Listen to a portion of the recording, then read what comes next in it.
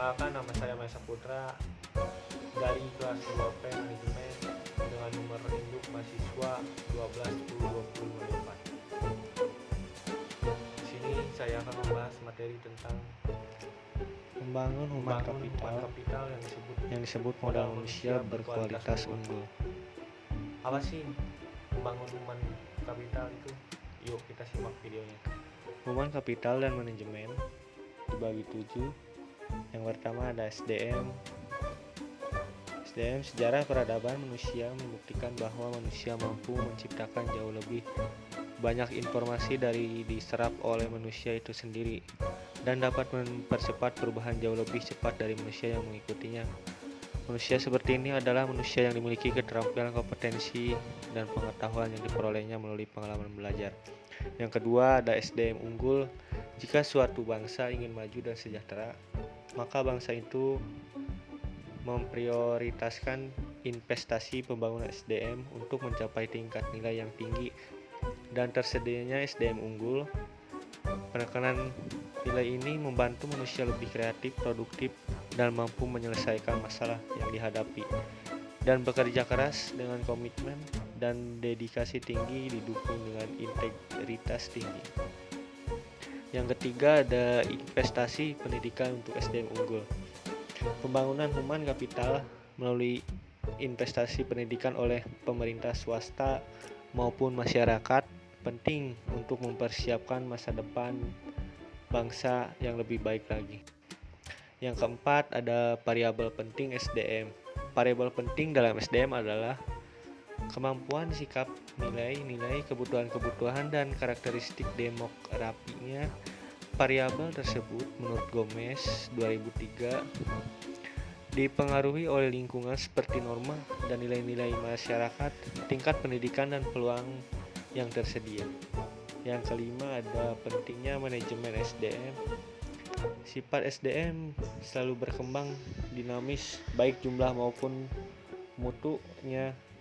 Maka untuk memperoleh keseimbangan antara SDM yang tersedia dengan tingkat perkembangan ekonomi pada tahap tertentu, diperlukan manajemen SDM yang tepat pada tingkat nasional dan daerah. Yang keenam ada penekanan kualitas SDM dibagi 3. Yang pertama kualitas spiritual, meliputi aspek iman, takwa, dan moral.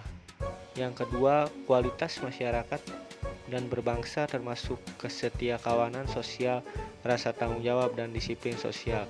Yang ketiga kualitas kekayaan yang meliputi faktor pribadi, yaitu kecerdasan, pengetahuan, keterampilan, dan mandiri. Faktor lingkungan dalam organisasi seperti situasi kerja dan kepemimpinan. Faktor luar organisasi seperti memahami nilai-nilai sosial dan ekonomi.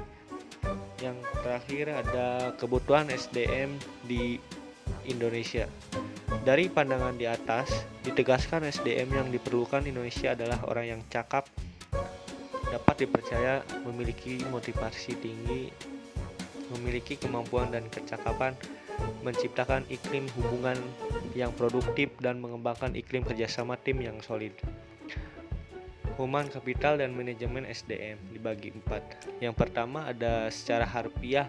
Pengertian modal manusia adalah pengetahuan, keahlian, kemampuan, dan keterampilan yang menjadikan manusia sebagai modal atau aset suatu bangsa.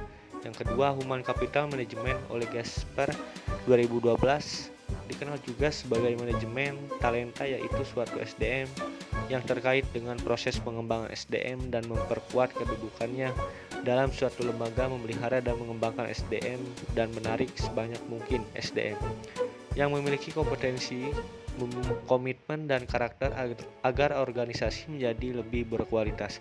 Yang ketiga ada dalam menyiapkan SDM yang berkualitas, manajer dan seluruh hierarki organisasi bertindak sebagai perencana, perorganisasi, pengarah, pemotivasi, dan pengendali.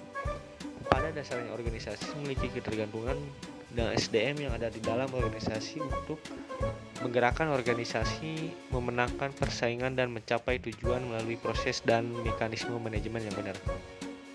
Yang terakhir ada dalam Human Capital SDM adalah penggunaan dan pengaplikasian fungsi-fungsi manajemen yang kan perhatiannya pada pengelolaan dan pengaturan peranan SDM dalam suatu organisasi. Human capital dan investasi pembangunan SDM dibagi 4, yaitu ada standar kualitas produktivitas memenuhi standar apabila SDM mendapatkan pengalaman belajar dan latihan yang cukup untuk penguasaan ilmu, pengetahuan, dan keterampilan sesuai bidang peminatannya. Yang kedua ada konsep human capital yang disebut modal manusia. Konsep human capital berkaitan dengan fakta bahwa pada dasarnya manusia akan menanamkan investasi dalam dirinya melalui pendidikan, pelatihan, dan aktivitas lain yang akan meningkatkan pendapatan mereka di masa depan melalui peningkatan penghasilan seumur hidup.